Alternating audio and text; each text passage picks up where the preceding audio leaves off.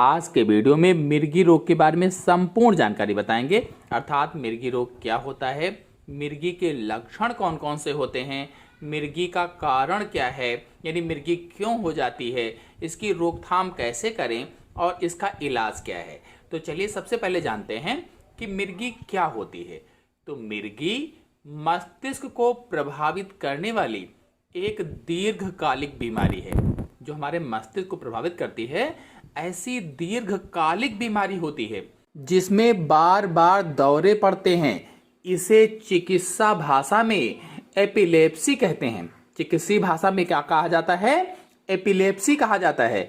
यह दुनिया भर में चौथा सबसे आम न्यूरोलॉजिकल विकार होता है। चलिए जानते हैं मिर्गी के लक्षण कौन कौन से होते हैं। तो मिर्गी का मुख्य लक्षण बार बार दौरे पड़ना है।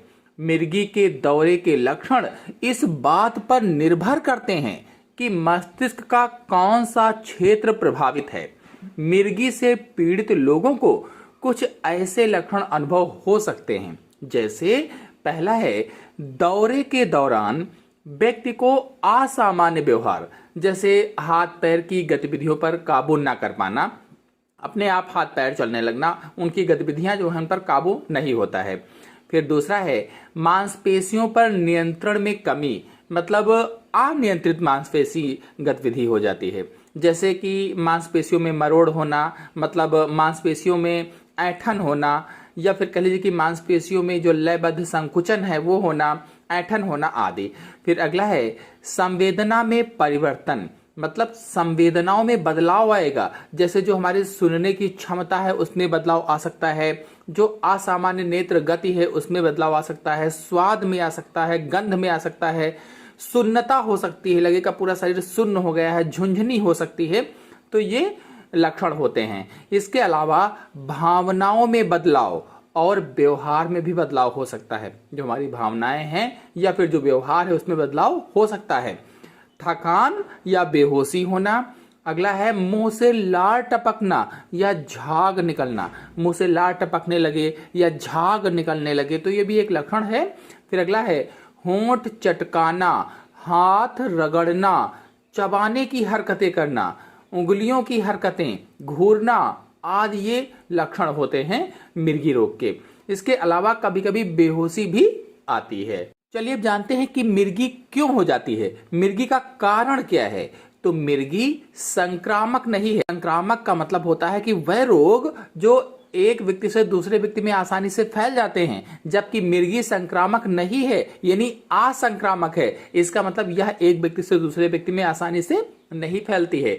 मिर्गी के आधे मामलों में इसका कारण अज्ञात है। मिर्गी आनुवांशिक भी हो सकती है। यह मिर्गी मस्तिष्क को क्षति पहुंचाने वाली किसी भी चीज के कारण हो सकती है।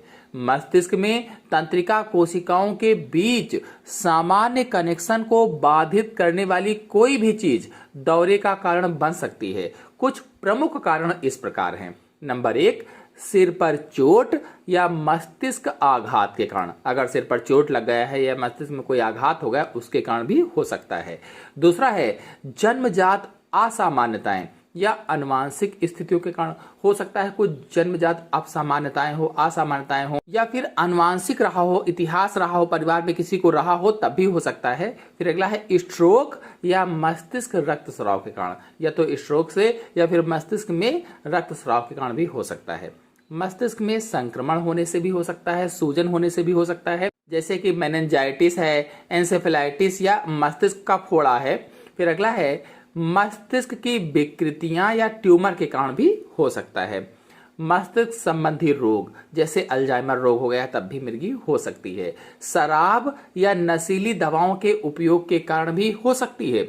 उच्च या निम्न रक्त शर्करा और अन्य जैव रासायनिक असंतुलन के कारण भी हो सकती है। कभी कभी तेज बुखार आता है, इसके कारण भी मिर्गी हो सकती है। चोट लगने के बाद दौरे विकसित होने में कई वर्ष लग जाते हैं। फिर चले जाते हैं इसकी रोकथाम क्या है। तो सिर की चोट को रोकना उदाहरण के लिए गिरने, यातायात दुर्घटनाओं और खेल संबंधी चोटों को कम करना चाहिए। प्रसव पूर्व बच्चों की देखभाल करनी चाहिए जिससे कि उनमें कोई जन्म के पहले ही चोट न लगे ताकि उनको मिर्गी न हो। बुखार से पीड़ित बच्चे के शरीर का तापमान कम करने के लिए दवाओं और अन्य तरीकों के प्रयोग से ज्वर संबंधी दौरे की संभावना को कम किया जा सकता है। यानी अगर कोई व्यक्ति बुखार से पीड़ित है तो उसके शरीर का तापमान कम कीजिए। कम करने के लिए आप दवा का उपयोग कर सकते हैं।